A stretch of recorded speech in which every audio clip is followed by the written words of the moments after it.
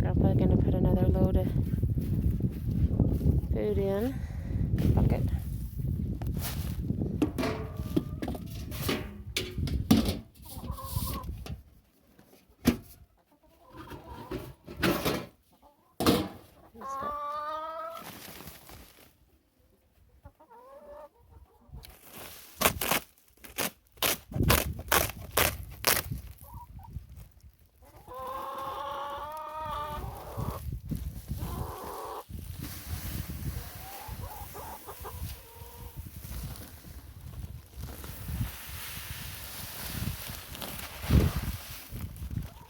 I think each of those are about $8 a bag.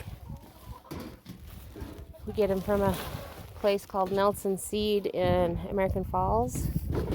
We usually buy about 1,000 pounds at a time, so that would be 20 of those bags, 50 pounds each.